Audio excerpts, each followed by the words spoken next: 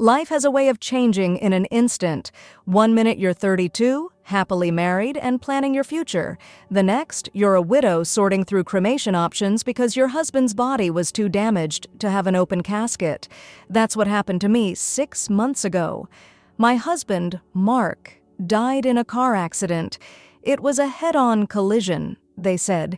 The other driver was drunk. Mark, well, there wasn't much left of him. I remember standing in the funeral home, the sterile smell of lilies heavy in the air, and feeling completely numb. The funeral director, a kind-faced man with sad eyes, was gently explaining the options. "Due to the nature of the accident, Mrs. Wilson," he'd said, "an open casket viewing wouldn't be butsy, advisable." What a clinical word for such a brutal reality. I just nodded, unable to speak past the lump in my throat. Cremation it was. The first few weeks were a blur. My parents, bless their hearts, stepped in and handled most of the funeral arrangements. I don't know what I would have done without them. "Anna, honey," Mom had said, her voice soft and laced with a grief I recognized as her own, "we've arranged everything with the funeral home. You just focus on yourself right now. Focus on myself." How? How could I possibly focus on anything when the world had just imploded? But I went through the motions. I met with the funeral director, picked out an urn, a simple, dark wood one, and wrote the obituary. It felt surreal, like I was watching someone else go through this agonizing process. The support group, though, that was a lifeline. Every Tuesday evening, I'd drag myself to a small, stuffy room in the basement of the community center and sit in a circle with other people who understood the gaping hole in my chest, the constant ache of absence. "Some days are harder than others," I confessed during one session, my voice barely a whisper. "Sometimes I wake up and, for a split second, I forget he's gone." Maria, a woman who had lost her husband 2 years prior, reached over and squeezed my hand. "That's normal, sweetie," she said, her voice thick with understanding. "The grief comes in waves." And it did. Some days I'd manage to get out of bed and go through the motions of living. I'd shower, get dressed, even go for a walk.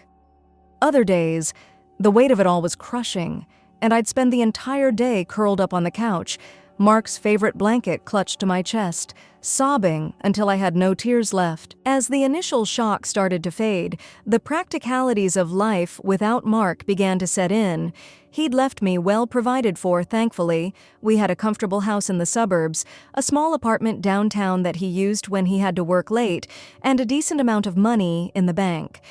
I could have quit my job at the advertising agency, but the thought of sitting alone in our empty house all day, surrounded by Mark's things, was unbearable. Instead, I switched to part-time. It was a compromise, a way to keep my mind occupied without the pressure of a full-time workload. My boss, thankfully, was understanding. "Take all the time you need, Anna," she'd said, her hand resting on my shoulder. "Your job will be here when you're ready." The most surprising change, though, was in my relationship with my parents. Growing up, I'd always felt like an afterthought compared to my younger brother, David. He was the golden child, the star athlete, the one who could do no wrong. My achievements, on the other hand, were often met with a lukewarm, "That's nice, dear."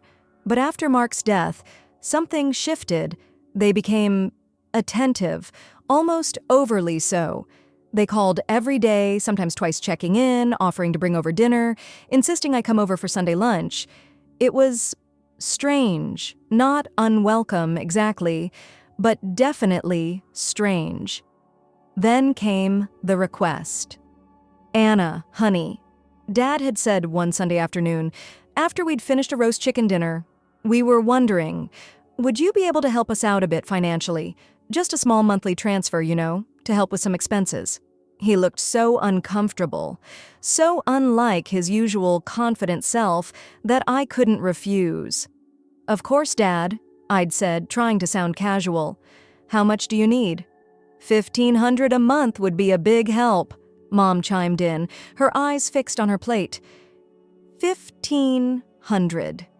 It was a significant chunk of my income, but Mark had left me enough that I could manage, and if it helped my parents, well, it was the least I could do. So the weekly dinners at my parents' house became a routine. Mom would cook, Dad would pour the wine, and we'd talk. About work, about the weather, about anything and everything. For the first time in my life, I felt like I had their full attention. "Anna, tell us more about that new campaign you're working on," Dad would say, actually seeming interested in the details of my job. "It's going well," I'd reply, savoring the feeling of connection. "We're hoping to land a major new client." It wasn't perfect, of course. There were still moments when I felt the old sting of being overlooked, the familiar pang of inadequacy, but these moments were fewer and farther between, overshadowed by the newfound closeness with my parents. For a while, I allowed myself to believe that maybe, just maybe, this tragedy had brought something good into my life. Maybe this was the silver lining, the chance to finally have the family I'd always craved, but I was wrong. So very wrong. It all changed the night David and his wife Jessica joined us for dinner. Jessica was 6 months pregnant, her belly a perfect round mound beneath her flowing maternity dress. The moment they walked in, the atmosphere in the room shifted. It was like a spotlight had suddenly turned on, illuminating them and casting me back into the shadows. "Jessica, sweetheart, sit here," Mom fussed, practically shoving me aside to make room for her daughter-in-law. "Do you need another pillow? Are your feet swollen? Can I get you anything?" Just like that, I became invisible again. It was like watching a switch flip. All the attention, all the concern, all the warmth that had been directed at me for the past few months was now laser-focused on Jessica and her unborn child. The familiar ache of being overlooked settled back into my chest, an old friend I'd foolishly thought I'd left behind. "So, how are you feeling?" Dad asked Jessica, his voice full of solicitousness. "Any weird cravings?" "Actually," Jessica replied, a dreamy smile on her face, "I've been craving pickled onions with ice cream." Everyone laughed, except me. I just picked at my food, the familiar bitterness rising in my throat. Later, as I was helping Mom clear the table, I couldn't help but voice my frustration. "It's like I don't even exist when David and Jessica are here," I muttered, stacking plates with more force than necessary. Mom sighed. "Anna, honey, you know that's not true. We love you both equally." "But you don't treat us equally," I retorted, my voice rising. "It's always been like this. David gets the attention, the praise, the concern. I get—" "What? A pat on the head and a 'that's nice, dear'?" Mom opened her mouth to reply, but before she could, Dad walked into the kitchen. "What's all the commotion?" he asked, his brow furrowed. "Nothing, dear," Mom said quickly, shooting me a warning look. "Just a little sisterly jealousy." Sisterly jealousy. Right, because that's all it was, just petty jealousy over a baby. I bit back the angry retort that was forming on my lips and retreated to the living room, the familiar feeling of being dismissed settling over me like a shroud. The next few weeks were a blur of forced smiles and strained conversations. Every family gathering revolved around Jessica and the baby. What kind of crib were they getting? Had they chosen a name yet? Did they want a boy or a girl? The questions were endless, the excitement palpable. And me? I was just there. A silent observer, a ghost at my own family's feast. The money I was sending them every month felt like a bribe, a payment for their fleeting attention, and with each passing day, the resentment grew, twisting inside me like a venomous snake. The phone call came on a Wednesday morning, just as I was settling into my desk at work. It was Jessica. "Anna?" she said, her voice unusually hesitant. I was wondering if you could do me a favor." I braced myself. This was it. The inevitable request for money. "What is it, Jessica?" I asked, trying to keep the weariness out of my voice. Well, she began, David and I are having a bit of a financial crunch right now. The baby's due soon and we've had some unexpected expenses. We were wondering, could you maybe lend us some money, just until David gets his bonus next month? There it was. I closed my eyes, took a deep breath, and counted to 10. How much do you need? I asked, already knowing the answer would be more than I could comfortably afford.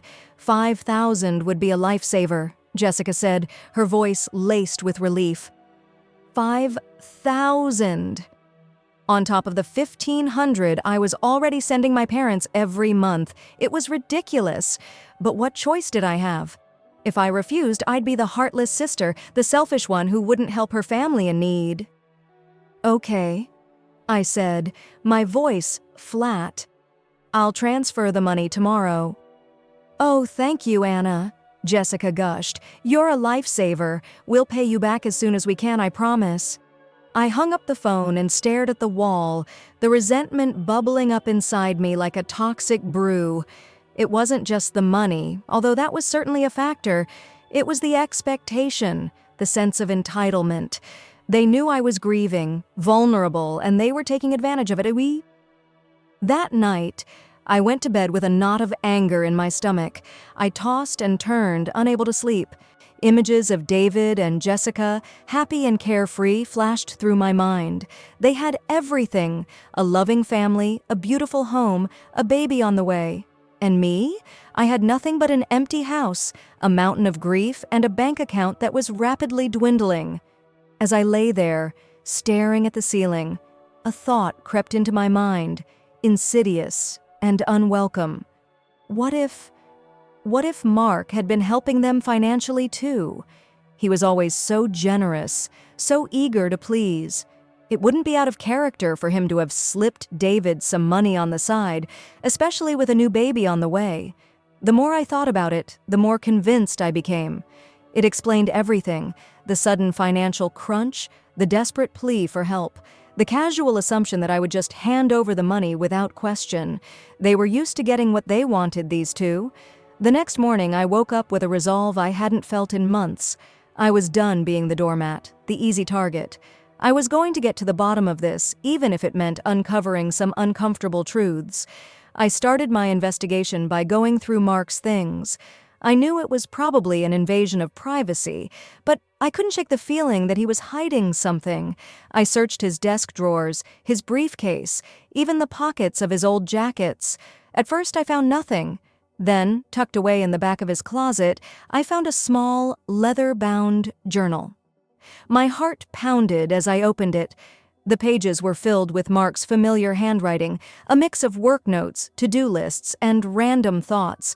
I flipped through the pages, scanning for any mention of David or Jessica. And then, I found it. It was a single entry, dated a few months before Mark's death. It was short, but the words hit me like a punch to the gut. Met with David today. He's really struggling. Gave him $10,000 to help with the baby. He promised to pay it back, but I'm not holding my breath. Jessica's spending like there's no tomorrow. Need to talk to him about setting a budget. $10,000 that he'd given them without telling me. I felt a wave of nausea wash over me. It wasn't just the money, although that was certainly a betrayal. It was the secrecy, the lies. He'd looked me in the eye day after day and pretended that everything was fine. While all the time he was funneling money to my brother. I slammed the journal shut, my hands shaking. I needed to confront him, to demand an explanation, but Mark was dead. All I had was this journal, this tangible evidence of his deceit. I called David, my voice trembling with rage. "Get over here," I said, "now." He arrived an hour later, looking confused and slightly annoyed. "What's this all about, Anna?" he asked, his brow furrowed. I threw the journal at him. "Read it," I said, my voice shaking. He picked up the journal, his expression changing from confusion to alarm as he read the entry. "Anna, he stammered. "I can explain." "Explain what?" I shouted. "Explain why you lied to me? Why you took Mark's money behind my back?" "He offered it to me." David protested.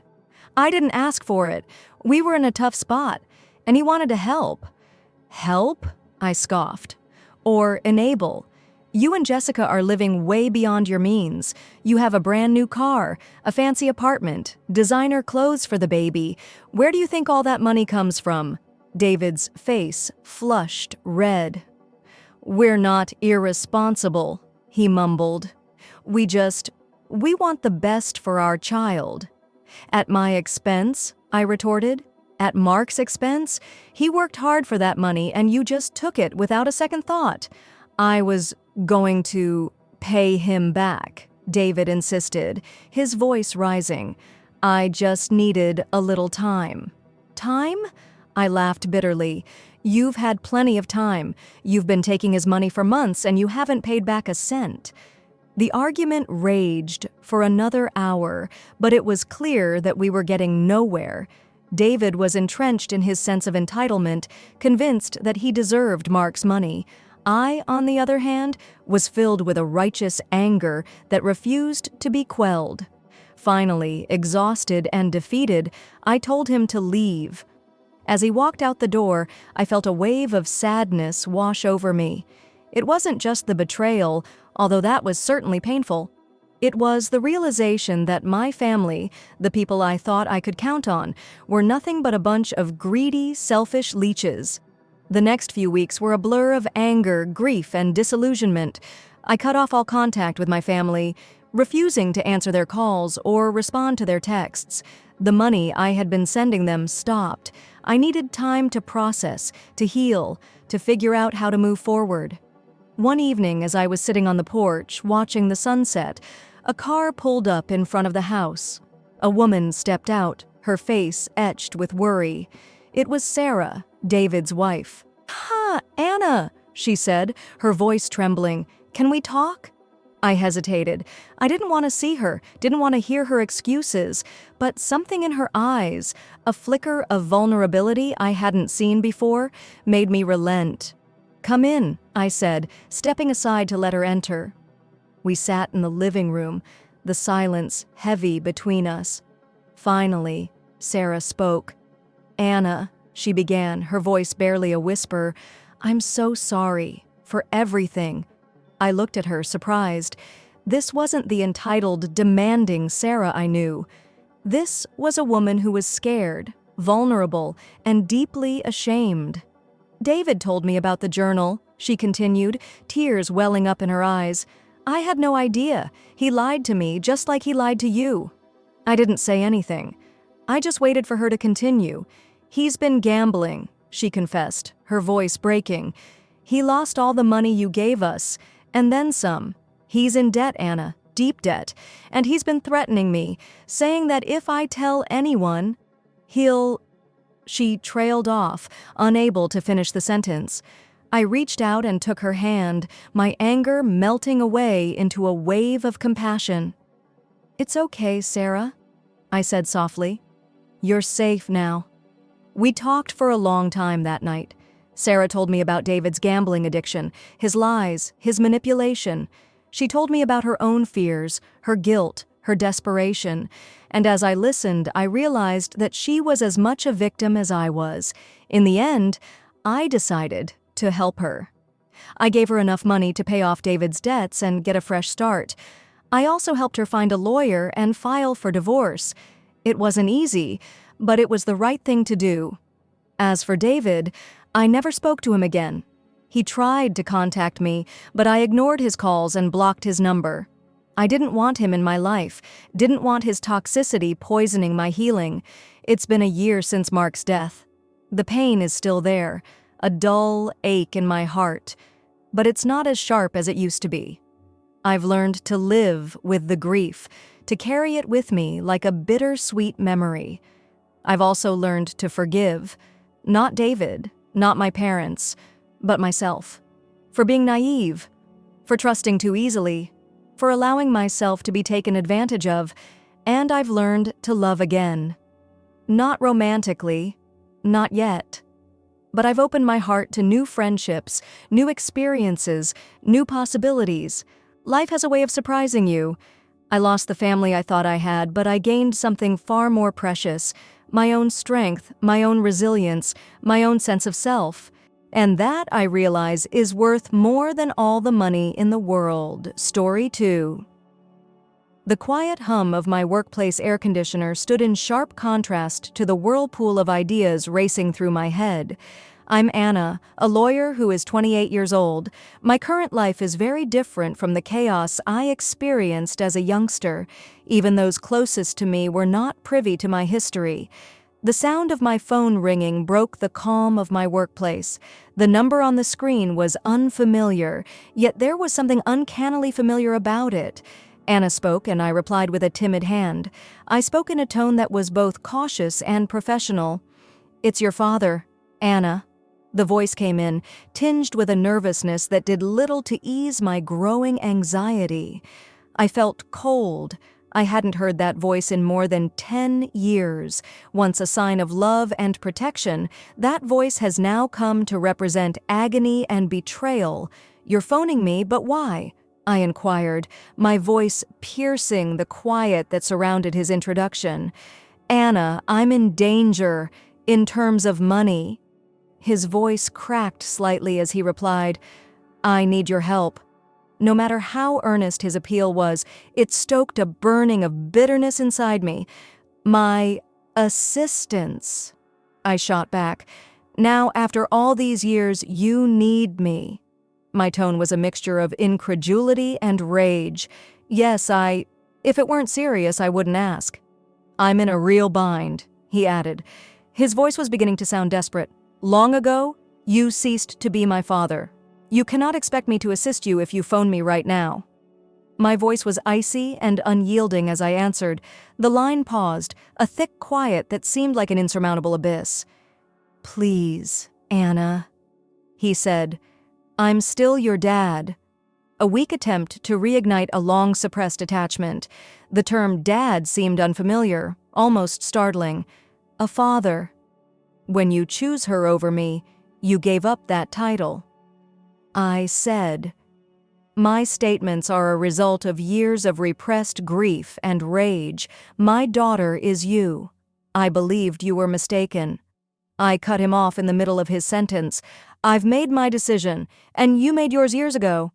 There was a mixture of desperation and begging in his voice. "I'm sorry, Anna, this is the only favor I need."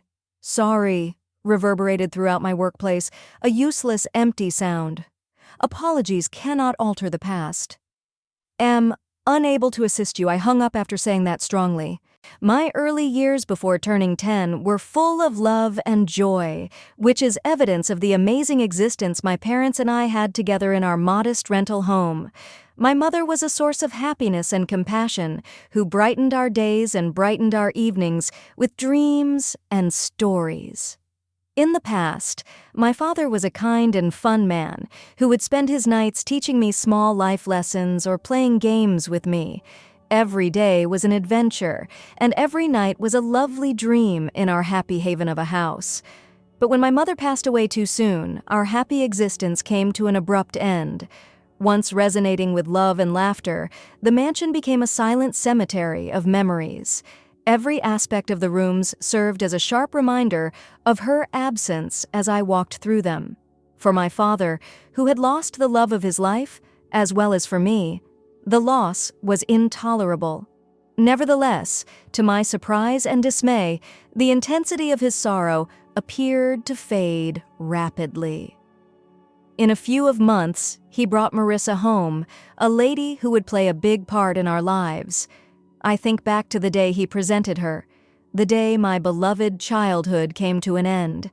"It's Marissa here, Anna. She will be residing with us." One night, without the warmth I had become so used to in his voice, my father made an announcement. I didn't see any sign of motherly warmth or kindness as I gazed up at her. She had a commanding presence and a calculating, hard look. Right from the start, I felt a shift in the atmosphere, a change that made me feel a sensation of unfathomable dread. "Hi, Anna." With a polished but emotionless voice, Marissa spoke. Instead of being consoling, her grin appeared to conceal something evil. The home seemed different in the days that followed, as though her presence was making the walls tremble. A persistent uneasiness seemed to take the place of the happy recollections of the past, permeating every nook and cranny. Every glance and every action Marissa made appeared to be tinged with an unsaid hostility. I recall trying to discover anything good or redeeming about her. She was obviously here to create a new story, one in which I was an unwanted character, rather than to replace the vacuum left by my mother. I couldn't shake the feeling that something sinister was about to happen as I watched her go about our house, which used to seem secure and joyful. Her eyes, which appeared to conceal more than they showed, gave me a bad feeling about the future. I was unable to wake up from the nightmare that was the days after Marissa's arrival. My mother's laughter and affection had previously filled the house, but now it seemed chilly and unwelcoming. Everything was clouded by Marissa's presence, making even the most basic daily tasks difficult. When I went down to breakfast one morning, I realized that my food tasted oddly salty. "Did you take this too personally, Marissa?" With hesitation in my voice, I asked, "Well, did I?" It had to have been an error. "Anna, just eat it." In a dismissive, even contemptuous tone, she answered, "Don't be so picky." The occurrences became more regular and vindictive. After doing the wash, I recall discovering my garments damaged. "Marissa, all of my clothing have faded." What took place?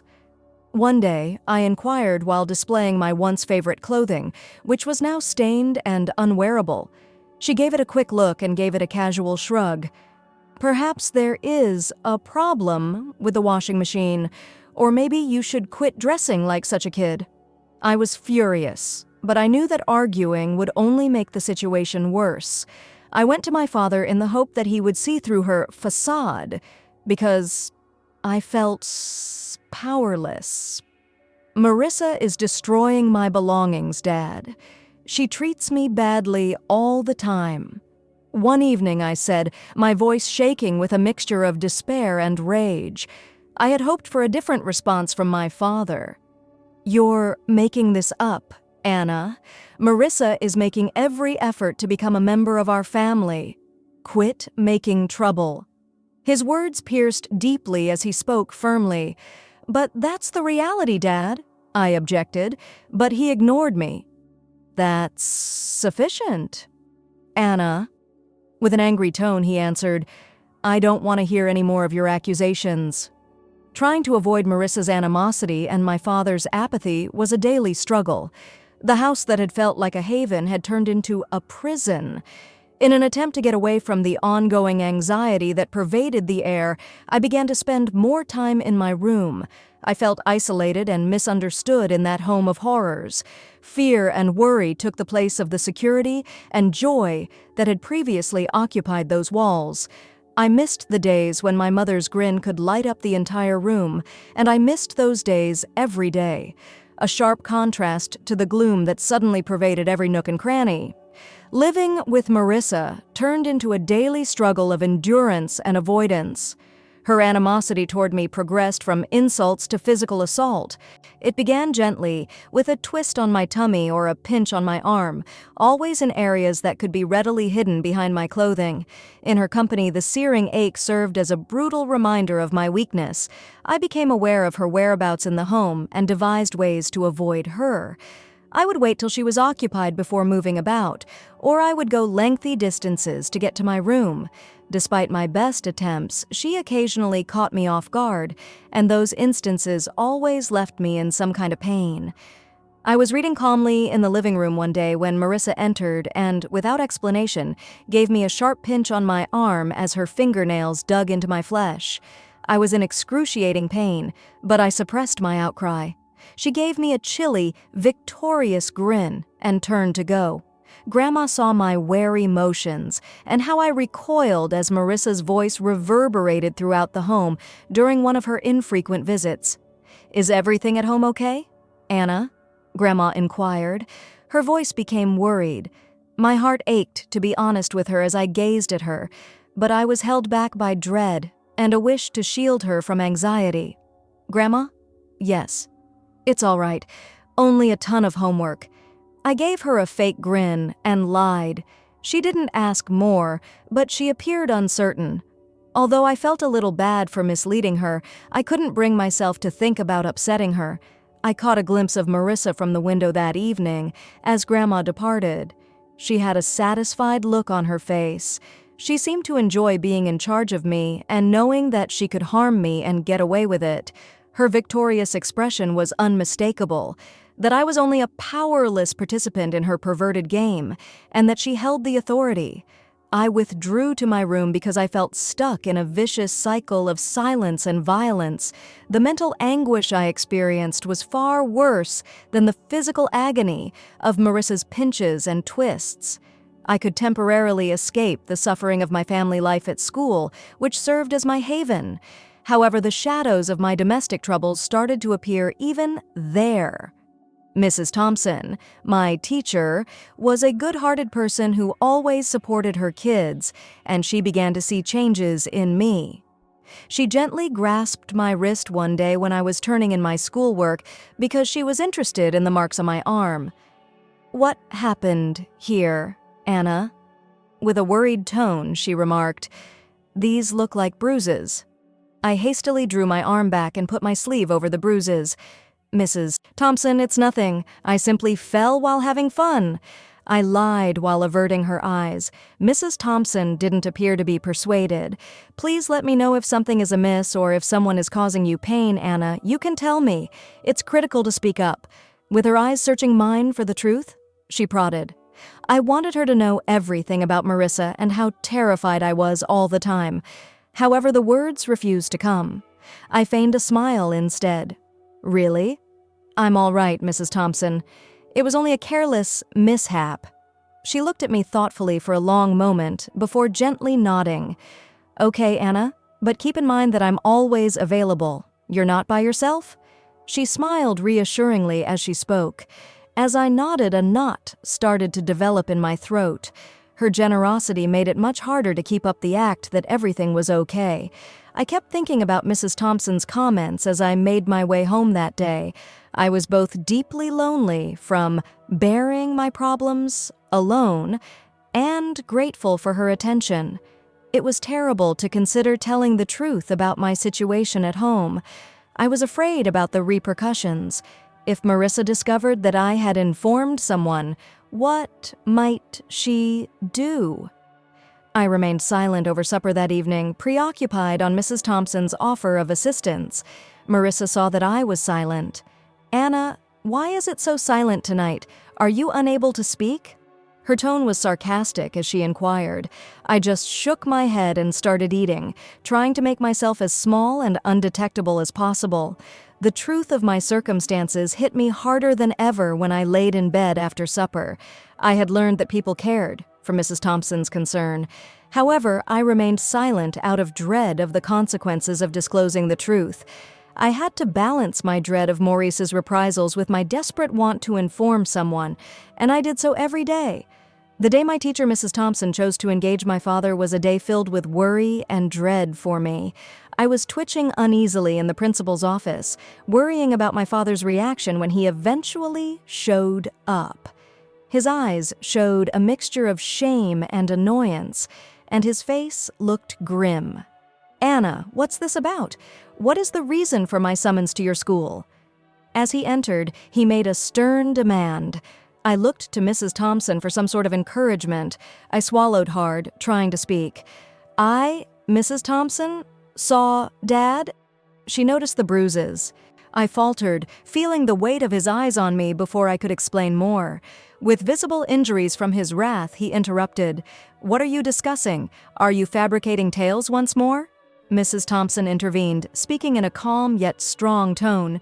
"Mr. Smith, I'm concerned about Anna's well-being. The bruises on her arm don't look accidental. We must deal with this."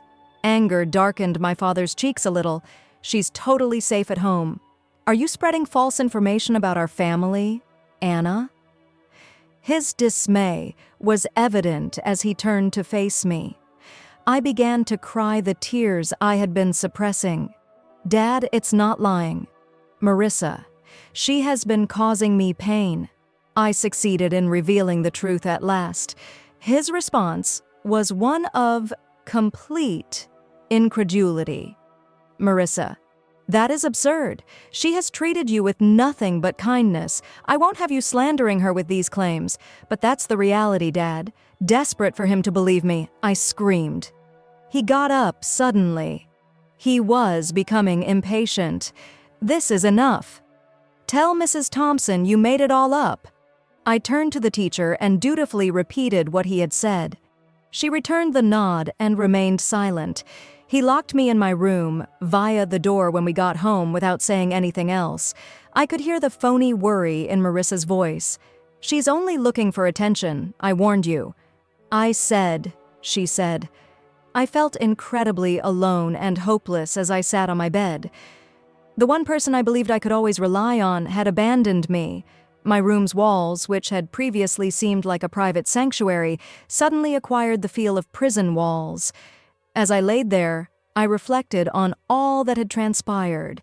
The psychological anguish of having my own father doubt me and punish me was far worse than the physical suffering. The fact that the person who was meant to love and protect me unconditionally was suddenly the cause of my greatest suffering was a painful discovery. After spending some of the worst days of my life confined to my chamber, feeling completely alone and trapped, I came to the realization that my grandma was my last hope, the mother of my father. Although she was a good-hearted and kind lady who had always given me love, I had never dared to confide in her about my domestic problems. I plucked up the confidence to contact my grandma one evening after I was certain that Marissa and my father were busy. As I called her phone, my hands were trembling. "Hi there?" Her usual warm voice came across the phone.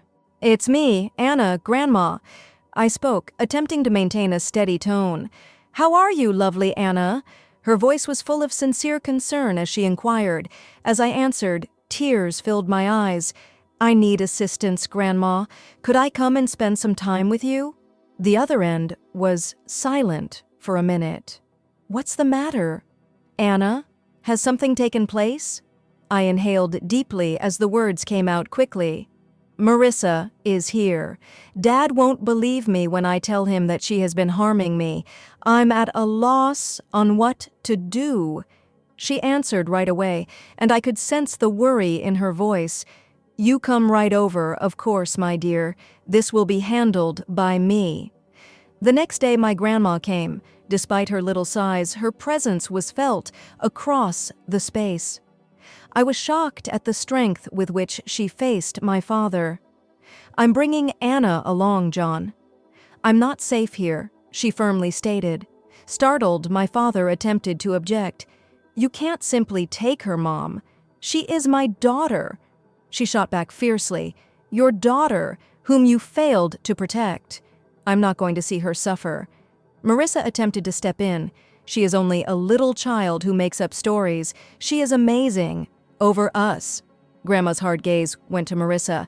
"I can tell when a youngster is afraid. I'm bringing Anna along, and I'll take this to the police if you try to stop me."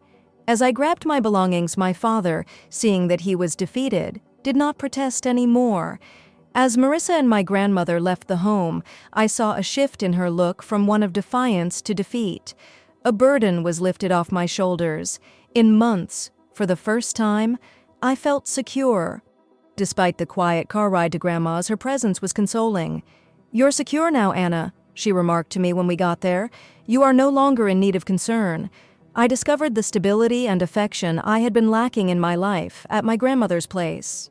I was able to recover and restore my strength there.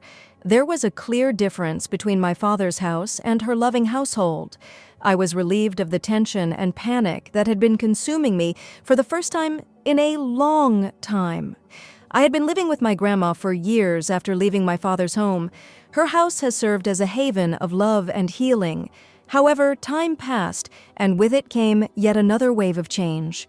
The loss of my cherished grandma left a hole that felt insurmountable. My father and Marissa arrived for the funeral with a mixture of badly disguised enthusiasm and faked sadness on their faces. They obviously didn't care as much about her loss as they did about what they may gain from her dying. Marissa didn't waste any time when we met at my grandmother's place following the burial. "I guess you'll have to locate a new residence now, Anna." With a hint of barely disguised joy in her voice, she declared, "This house and everything in it belongs to your father now." With a nod of agreement, my father looked around the room as though he was already making plans for the house. I couldn't resist smiling, which seemed to be a perplexing response to them. "Actually, you're mistaken there," I said, surprising them with the assurance in my voice. "What are you saying?" With a look of bewilderment on his face, my father inquired. I inhaled deeply, relishing the moment. A will was left by Grandma. I inherited the house and a sizable sum of money from her, I clarified, observing as their looks shifted from perplexity to astonishment. "However, you're only a kid, though. Your father is me. Any inheritance you receive should go to me." My father stuttered, his attitude of entitlement evident. Melissa added in a high-pitched voice, "Indeed. Until you reach adulthood, your property will be managed by your father. Good chances." Their responses were almost comical. "You didn't even wish me a happy birthday, demonstrating how little you care about me." "A month ago, I turned 18. I'm legally an adult now. I make my own decisions." I said this forcefully, enjoying the awareness that came on their faces. The disbelief on my father's face gave way to rage, then to a kind of frantic entreaty. "Anna, this is not possible. Your family is us." As I gazed at them, my early years came rushing back. "Long ago, you were no longer my family." My voice was steady as I spoke.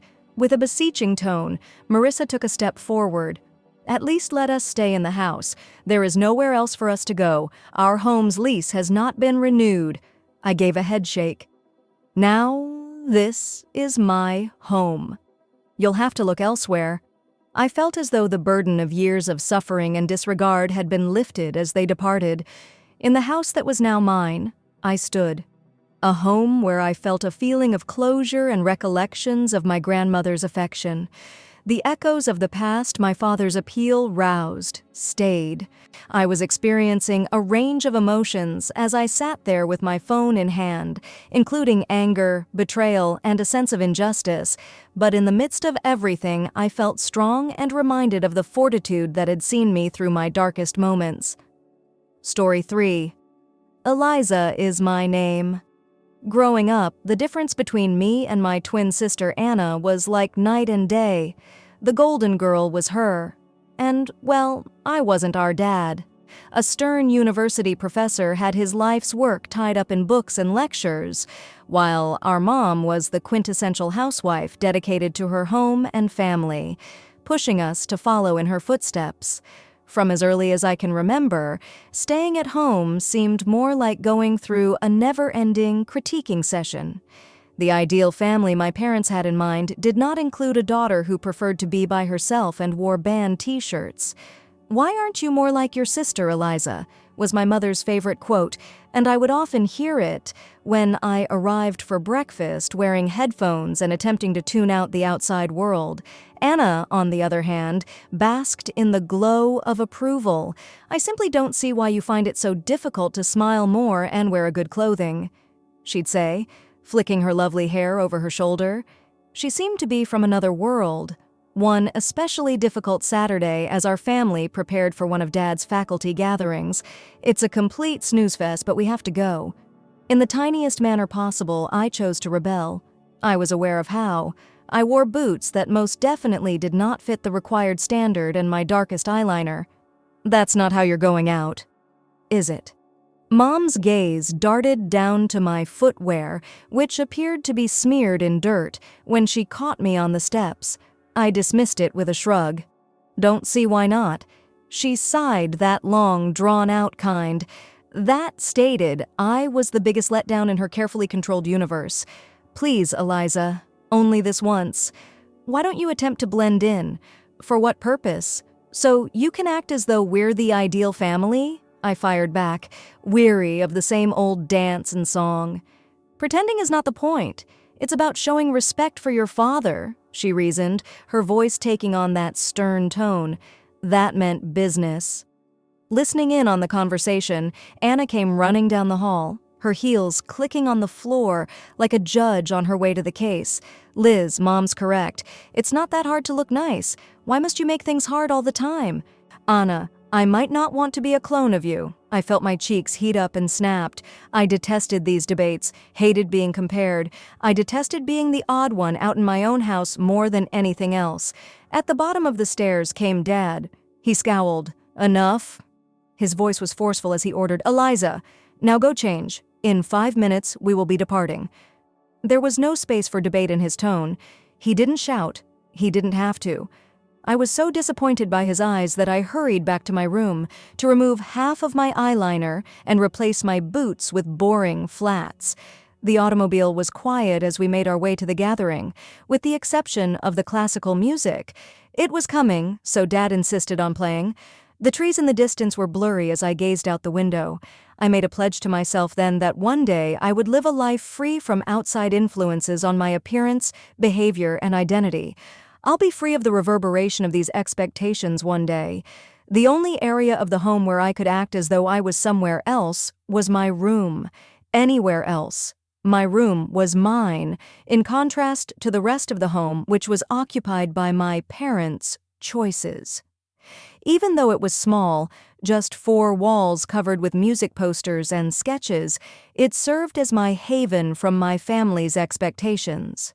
Dad knocked and strode into my room one evening as I was attempting to bury myself in a playlist of my favorite tunes. A familiar grimace set on his face. Eliza suppressed that sound. And why didn't you spend today studying with Anna? You both have upcoming exams, he added in a firm tone. I took out one earpiece and tried to speak evenly as I glanced up at him. Though not with Anna, I have been studying. I was able to learn more on my own. Dad obviously did not buy it, as he shook his head. You are aware of the guidelines. You ought to emulate your sister's academic success. Why you have to make things tough all the time is beyond me. Making things tough is not the goal, I remarked, my annoyance mounting. I just don't understand why I have to follow Anna's method of doing everything. Can't I study the way I want to? That got no response from him, just changed his grievance, as well as your pals. Yesterday I saw you in the cafe with them. They don't seem like a positive impact to me. You need to be hanging out with my co-workers' daughters. They're more appropriate. My fury flared. What is it suitable for? For you. Because they pretend to like those dull academic events and discuss economics. His mother showed up at the doorway before he could respond. She joined in, her voice harsh. Eliza, your dad is correct. Those girls come from decent homes. They know how to act. You ought to desire buddies like them. I got up and turned to face them both. What if I'm not interested in having buddies chosen for me? What if I wish to pick my own friends, my field of study, or even my career path? That's sufficient. Eliza, Mom stated in a final tone. You are aware that the university is where your future lies. That's what your father has ensured. Additionally, you'll need to start considering getting married following graduation. We've previously talked about this. Getting settled? Like a life sentence, the words lingered in the air. Do you mean to consider becoming a wife like Anna? Do you believe I only meant that? Mom's voice was stern, yet her expression softened a little. Following the course we've laid out, we want what's best for you. We will provide you with a pleasant life, a nice life. With a foul taste in my mouth, I repeated the irony. If it is someone else's definition of good, is it still a decent life? Nobody responded to that. They were not obliged to. We were all aware that debating was pointless. They anticipated that I would comply with their plans, similar to Anna. We were like 2 sides of the same coin, Anna and I. Though seldom in agreement, they are always together. The distinctions between us were even more apparent at the institution where Dad lectured. She was interested in business management, and the golden kid was constantly paying attention in class and asking insightful questions that caused the lecturers to nod in agreement. Even though I was confined to the same program, I felt as though I was wearing the wrong shoes. Uncomfortable, awkward, and just incorrect. Anna organized her grin and breezed in her notes while I toiled through a mound of textbooks in the library one day. "Are you ready? Liz, will you be attending tonight's study group? Professor Hall said he would be stopping by." With a gentle but persistent tone, she remarked, "It might be good for us to show face." I felt the pressure of her expectations as I looked up. "No, I don't believe that. You know, I'm not really into those kinds of stuff." She put her books down with a thud that mirrored her disgust and scowled. "Liz, it's not that she's your scene. Making the correct impressions is the key. You must begin to take this seriously. We're about to graduate." I returned to my notes with a shrug, though not to the point of being unhappy. I am taking it seriously. What's the point of acting? For sometimes, Liz, you have to play the game in order to win. Do you believe I enjoy all of this? She pointed to her color-coded notes and flawlessly tabbed textbooks. Likes aren't the point. It's about taking the appropriate action. I scratched back my chair and shook my head. Maybe I'm just sick of doing what has to be done. Everyone else says so. Have you ever considered that? Her voice relaxed, but her eyes were still. Liz, I'm simply trying to watch out for you. Dad's not going to be there to sort things out forever. If you continue to alienate everyone, what will you do? Perhaps I'll work it out myself.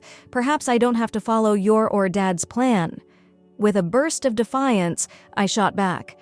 Anna let out a sigh, clearly frustrated. You are quite unyielding. Try it, all right? For myself, if not for oneself. Come tonight. Speak with Professor Hall. You won't die from it.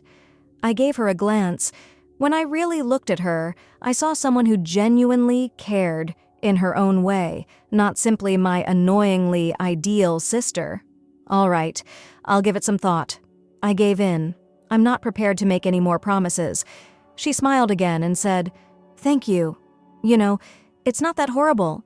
If you gave it a chance, you could even enjoy it.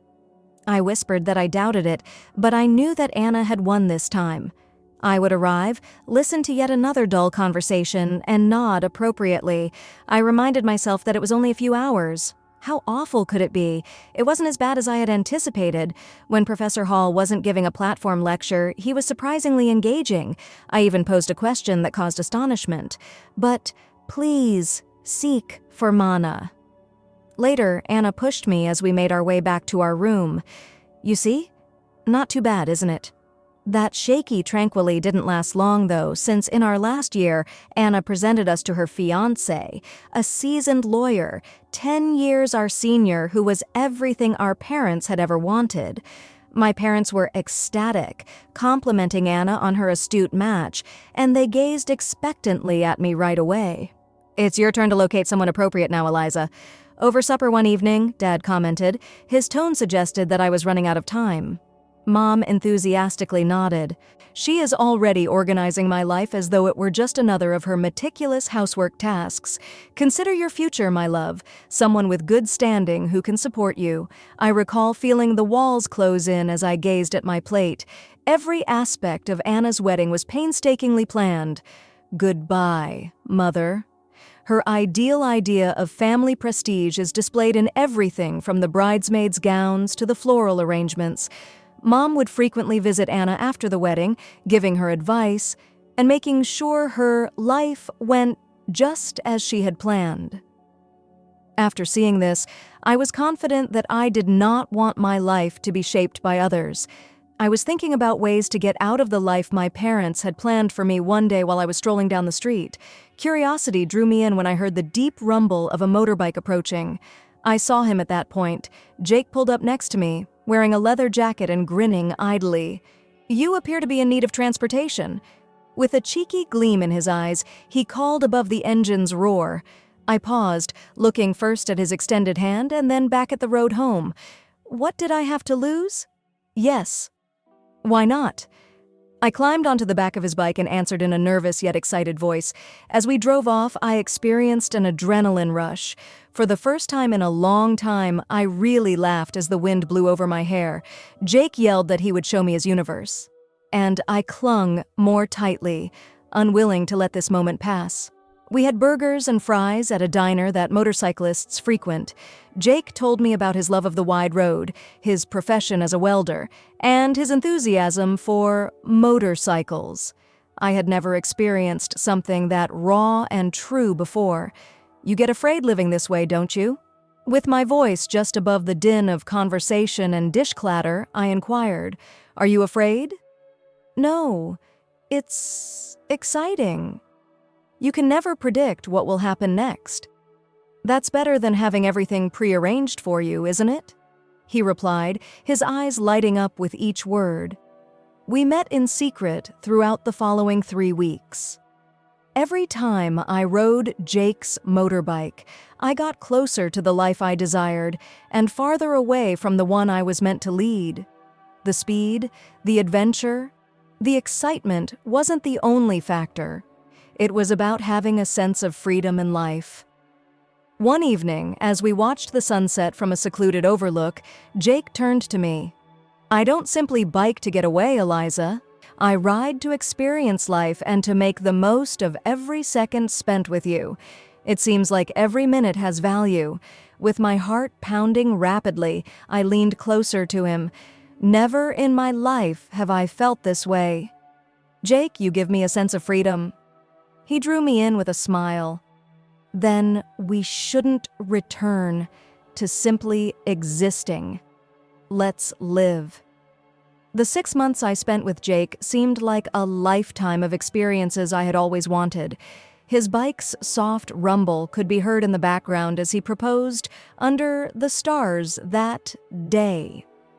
Before my mouth could form the word, my heart cried out, yes. Except for one impending obstacle, everything was ideal. My folks. I struggled with my apprehension about presenting Jake to them. He was everything that they didn't like. His wild spirit, his jagged edges, his straightforward but happy life as a welder. Love, however, gave me more courage, and I made the decision that it was time. The day I brought Jake home was known to them. He was wearing his go-to outfit, which included a bandana, ripped jeans, a black t-shirt, and a leather vest. That was something I adored about him. He was unapologetically himself. As soon as we pulled into the driveway, I could already feel my parents' disapproval. When Mom saw Jake, her eyes widened in surprise and her face turned pale. "Eliza, what the devil?" she gasped, her voice barely a whisper. Dad's reaction was harsher. His words sharp as knives. "Who is this, and why is he dressed like a thug in our house?" I took a deep breath, steadying my nerves. "Mom, Dad, this is Jake. He's the man I love. We're getting married." Their silence was deafening. Then Dad turned to Jake, his tone laced with disdain. "Married? What do you do for a living, young man? What are your qualifications?" Jake, bless him, didn't waver. "I'm a welder. I took some specialized courses after high school. I work hard, and I make an honest living." The look on my parents' faces was a mix of horror and disbelief. Mom looked like she might faint a welder. "Eliza, you can't be serious." Dad's voice rose, anger flaring. "You expect us to give our blessing to this? To throw away your future for a welder?" I felt my resolve hardened. "Yes, because he makes me happy. Isn't that what should matter?" "But the life you'll lead." Mom started, her voice tremulous. "Will be the life I chose." I shot back, my own voice growing power. Dad shook his head, his conclusion plain. "We cannot and will not support this. If you pick him, don't expect to be a part of this family." The finality in his tone crushed my heart, but not my choice. Jake gripped my hand, giving me the strength to confront them. Then I chose Jake. I chose us. I chose my pleasure. Mom's eyes filled with tears, and Dad's jaw clenched firmly. "If you go out with him, don't bother coming back," Dad remarked, his voice chilly. Walking, leaving from my parents' house with Jake, my heart was a tangle of feelings: agony, relief, exhilaration, and fear, all combined into one. Every breath I took seemed like a step closer to a new existence in the night air. For a while, we wrote without talking. The motorcycle's constant roar underneath us was the only sound. Jake looked at me gravely when we eventually came to a stop at a little cafe outside of town. "Eliza, are you certain about this?" "Yes, absolutely." "After tonight, there's no turning back?" he continued, looking into my eyes for any sign of uncertainty. I squeezed his hand firmly and nodded. "Never in my life have I been more certain of anything than being with you. It feels right. It seems like the right thing for me to do." He grinned, that careless, endearing grin that had captured my heart on our first day together. "Okay, let's get started. Together, let's begin our lives." We located a peaceful booth in the corner of the diner. We sat there making plans as the waitress brought over 2 coffees without asking. "What comes first, then?" As I watched the cream swirl and blend in my coffee, I asked, "We'll have to locate somewhere to stay, at least temporarily, then perhaps search for employment. We can get started with the support of some friends of mine," Jake answered in a realistic and upbeat manner. "Isn't it going to be difficult?" "More of a statement than a question," I said. We were starting to realize how serious what we were doing was. Jake stretched across the table, his palm covering mine. "Maybe, but we'll deal with it together. For both of us, tough is nothing new, is it?" I couldn't contain my laughter. A quick, scathing outburst of real laughter all at once. We spoke and planned for hours in that diner. Jake would occasionally come up with an idea that made my heart skip a beat because it seemed so wild and free. We could eventually save up enough money to go across the nation by car. The vast road, you and me alone. I'd enjoy that. As I spoke, I gave myself permission to dream larger than I had ever imagined. Returning to the city on horseback, we started looking. The ensuing weeks passed quickly. On the outskirts of town, we discovered a little flat. It was ours, nothing special. I took jobs at a neighboring cafe while Jake got a job at a garage in the area. Although it was difficult, life was ours. With what we had, we got by. And every night when we got home to each other, it seemed like we had everything. After several months, we decided it was time to get married in a modest, private ceremony. Despite the pain of their absence, no congratulations were sent, and the chairs that were set aside for my family remained vacant. I clung to the hope that they would attend, that they would see how glad I was, and that they would put aside their preconceptions. Since it was our day, it was ideal. I became quite close to Jake's mother over time. She embraced me warmly and referred to me as her daughter. Her acceptance and kindness filled in the voids left by my own family and helped to ease some of the hurt caused by my parents' rejection. Finally, things were getting better for Jake and me. His salary skyrocketed to $150,000 annually once he obtained certification as an underwater welder and finished more diving training. That modification had a profound impact. We were able to purchase a townhouse in a desirable neighborhood, the type of place I had always fantasized about but never imagined I would ever call home. I began working for Jake's firm as a dispatcher. It was more than a job. I had the impression that I was a part of something significant, creating our future together and standing by the guy I loved. On weekends, we'd leave the city on his bike, speeding down twisting roads and soaking in spectacular sights of nature. His warmth on my back and the breeze in my hair were the epitome of happiness. Living close by. My mother-in-law started coming over a lot. I was making us coffee one day, while Jake was fiddling in the garage. She appeared quite distressed when she came. She sat down at the kitchen table and said, There's been some ugly news. Something about a university professor who was embroiled in a harassment issue. A beat skipped in my chest. Oh, did they identify the person? I dreaded the response and tried to speak steadily. She gave a headshake. No, the radio didn't disclose a name, but these things happen, you know. By now, it's most likely all over the TV. I turned on the TV and watched the news while nodding. As I had anticipated, my father's face showed up on the TV along with a piece about the controversy. I had a rush of chilly incredulity as the anchor went into detail about the charges against him. I sat down hard and turned off the TV, attempting to take in the news. Jake observed my expression as he entered and began to wipe his hands with a cloth. "Babe, what's wrong?" With a worried frown, he inquired. My voice was no more than a whisper as I gulped hard. "It's my father. He's been accused of harassing a pupil." After a minute of hardening his face, Jake approached me and grasped my hand. "I apologize, Eliza. That's not good news. How would you like this to be handled?" Not really sure of anything right now, I shook my head. "I'm not sure." "What can I do, really? We're not as close as we once were." In understanding, he gripped my hand. "I'm available to help with everything you need. We don't need to solve every problem at once." I made the decision to hold off on acting until I saw how things played out. I was confident that Jake would support me in any choice I made, and that gave me the confidence I needed to deal with whatever was ahead. Up until that unexpected afternoon at work, when a familiar automobile rolled into the parking lot, everything had been quiet. Seeing my parents again triggered a range of feelings I had believed I had suppressed for a long time. They both appeared drastically altered. The controversy had cost them dearly. While Dad looked shattered and a shell of the tough guy he used to be, Mom had shed a lot of weight and looked 2 years older.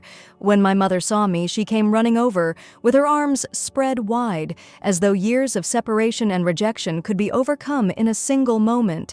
But I was unable to give her a hug. Not right now. Rather, I took a step back and grasped Jake's hand, seeking strength in his company. "It was really difficult to locate you, Eliza."